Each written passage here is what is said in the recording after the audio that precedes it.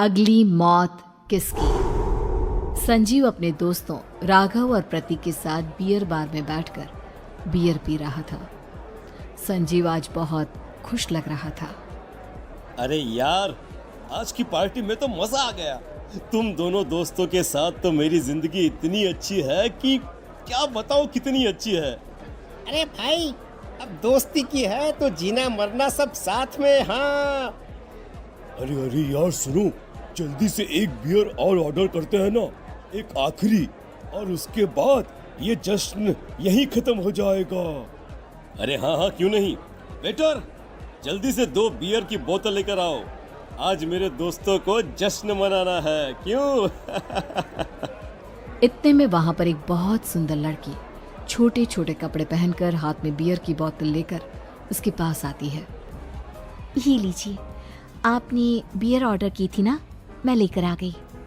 क्या बात है यार, इस बार की वेटर तो बड़ी सुंदर है। अब बियर लेकर आई हो तो अपने हाथों से ही पिला दो ना। हाँ, क्यों नहीं, जैसा आप बोलोगे मैं वैसा ही करूँगी। क्या बात है यार, अब तो लगता है रोज यहीं आना पड़ेगा। उसके बाद वो लड़की उन तीनों को बियर सर्व कर देती है। पार्टी करने के बाद वो तीनों अपने अपने घर जाते हैं। प्रतीक, संजीव और राघव को उनके घर छोड़कर जैसे ही अकेला अपनी कार में आकर बैठता है तो अचानक उसे एहसास होता है जैसे उसकी कार की पीछे वाली सीट पर कोई बैठा हुआ है।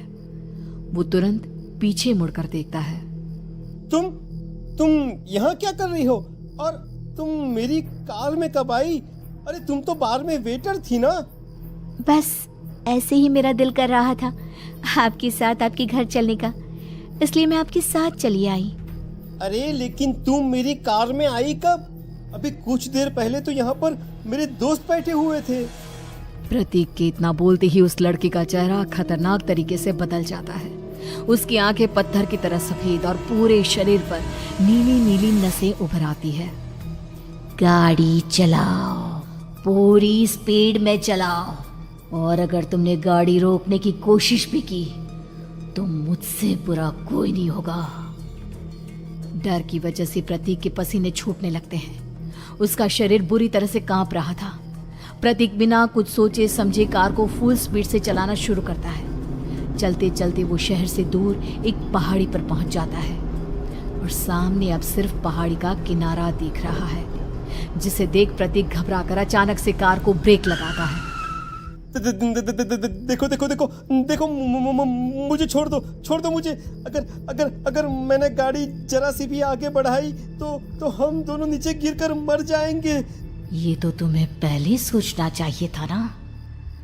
अब कुछ नहीं हो सकता।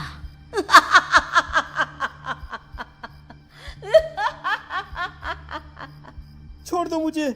नहीं, प्लीज मुझे छोड़ दो। प्लीज मुझे जाने दो। छोड़ दो मुझे। गाड़ी आगे बढ़ाओ। और तभी अचानक से बिना प्रतीक के स्टार्ट किए उनकी कार आगे बढ़ती है और गहरी खाई में गिर जाती है। उसके चीखने की आवाजें चारों तरफ सुनाई देती है।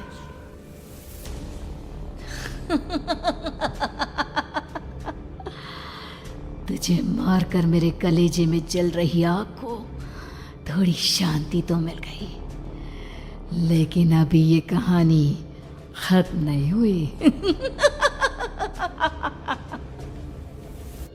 और फिर अगले दिन राघव और संजीव को पता चलता है कि प्रतीक की पहाड़ी से नीचे गिरकर मौत हो गई।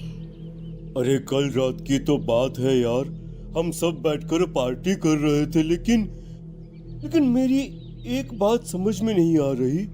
राघव शहर से इतना बाहर उस पहाड़ी पर इतनी रात को क्या करने गया था? अरे यार, वही सोचकर तो मैं भी परेशान हूँ। हम दोनों को छोड़ने के बाद तो वो सीधा अपने घर जाने वाला था, और वो आत्महत्या क्यों करेगा भाई? कल रात तक वो कितना खुश था, हमारे साथ सेलिब्रेट कर रहा था। हाँ, लेकिन पुलिस ने तो यही कहा है कि प्रतीक ने अपनी कार को जानबूझकर पहाड़ी से नीचे गिरा दिया और आत्महत्या कर ली। अरे यार संजीव, मेरी तो कुछ भी समझ में नहीं आ रहा है। चल ठीक है, अब मैं अपने घर जाता हूँ। Okay, bye. राघव अपने घर में अकेला था। दोपहर का वक्त था। तभी दरवाजे की घंटी बजी। कौन है? अरे 1 मिनट रुको, अभी आता हूँ। राघव ने जैसे ही दरवाजा खोला उसने देखा कि सामने एक बहुत खूबसूरत लड़की खड़ी हुई है। कौन है आप और यहाँ किससे मिलने आई हैं? देखिए ना, बाहर बारिश शुरू हो गई थी, मेरी गाड़ी खराब हो गई है। आपका घर नजर आया तो सोचा कुछ हेल्प ले लेती हूँ। क्यों नहीं, आइए ना, आइए आइए। मेरे कपड़े पूरे भीग चुके हैं, क्या आपके पास टॉवल मिलेगा प्लीज? राघव अपने बाथरूम से एक टॉवल लाकर उस लड़की को देता है। थैंक यू सो मच, अब मैं चलती हूँ। अरे इतनी क्या जल्दी है? आप चाहे तो बारिश रुकने तक यहाँ पर रुक सकती हैं। हाँ। लड़की ने पलटकर राघव की तरफ देखा। नहीं, मुझे जाना होगा, मेरा काम बाकी है। और वो वहां से चली गई। उस लड़की के जाने के बाद राघव अपने बाथरूम में नहाने के लिए गया और जैसे ही उसने बाथरूम में देखा तो उसका टॉवल वहीं पर लटका हुआ था। उसने टॉवल हाथ में लिया तो देखा कि उसका पूरा टॉवल खून के धब्बों से सना हुआ है। अरे अरे ये क्या? ये टॉवल तो मैंने उस लड़की को दे दिया था। ये वापस मेरे बाथरूम में कैसे आ गया? और इस पर ये खून के धब्बे कहां से आ गए? राघव ने आईने में देखा तो उसकी गर्दन पर एक बड़ा सा चाकू का कट लगा हुआ था जिससे खून बह रहा था, जिसे देख राघव के होश उड़ गए। हाँ, अरे ये क्या? मेरी गर्दन इतनी ज्यादा कटी हुई है और मुझे दर्द भी नहीं हो रहा है। ये क्या हो रहा है मेरे साथ? राघव घबराकर बाथरूम से बाहर आया और अपना मोबाइल उठाकर उसने संजीव को फोन लगाया। संजीव जल्दी से मेरे पास आ जाओ। मुझे लगता है कुछ बहुत बड़ी गड़बड़ है, जल्दी आ जाओ। उधर से आवाज आई, लेकिन वो आवाज संजीव की नहीं बल्कि एक लड़की की थी। कुछ अजीब नहीं हुआ है, बस तुम्हारी मौत तुमसे मिलने आई थी और तुम्हें मारकर चली गई। अब तुम इस दुनिया का हिस्सा नहीं हो राघव, इसलिए तुम्हें अपनी गर्दन के कटने का दर्द भी महसूस नहीं हो रहा। नहीं, ऐसा नहीं हो सकता, ऐसा नहीं हो सकता। कौन हो तुम? तुम्हारी मौत। अब संजीव के पास खबर पहुंचती है कि राघव ने अपने ही घर में चाकू से गर्दन काटकर आत्महत्या कर ली। ये सुनने के बाद संजीव के होश उड़ गए। वो पसीने से तरबतर हो गया और एक अनजाना डर अब उसके दिल को सताने लगा। संजीव के साथ ही उसका एक छोटा भाई राजीव भी रहा करता था। अपने भाई को इस तरह परेशान देखकर राजीव उसके पास आया। अरे भैया, क्या हुआ भैया? आप इतने घबराए हुए क्यों लग रहे हैं? प्रतीक और राघव की मौत, मेरा मतलब मेरी कुछ समझ में नहीं आ रहा भाई। अचानक से मेरे दोनों दोस्तों ने आत्महत्या क्यों कर ली?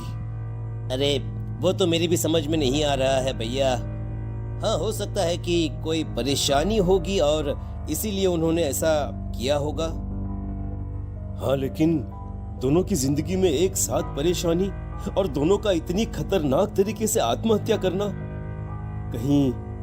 कहीं ऐसा तो नहीं मैं भी मर जाऊंगा? अरे आप ऐसी बातें क्यों कर रहे हैं भैया? वैसे ही मैं इतना परेशान हूँ।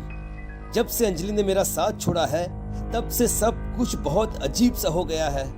रोज रात को डरावने सपने आते हैं। ऐसा लगता है जैसे अंजलि बार बार मेरे सपनों में आकर मुझे डराने की कोशिश करती है। अंजलि का नाम सुनते ही संजीव की आंखें फट गई और उसके गले में आवाज अटक गई। उसके चेहरे पर घबराहट साफ नजर आ रही थी। कौन थी वो लड़की जिसने प्रतीक और राघव को आत्महत्या की आड़ में मौत के घाट उतार दिया? और कौन थी अंजलि जो बार बार राजीव के सपनों में आकर उसे डरा रही थी? अंजलि का नाम सुनकर संजीव इतना घबरा क्यों गया? इन सवालों के जवाब जानने के लिए देखिए इस खतरनाक कहानी का अगला भाग।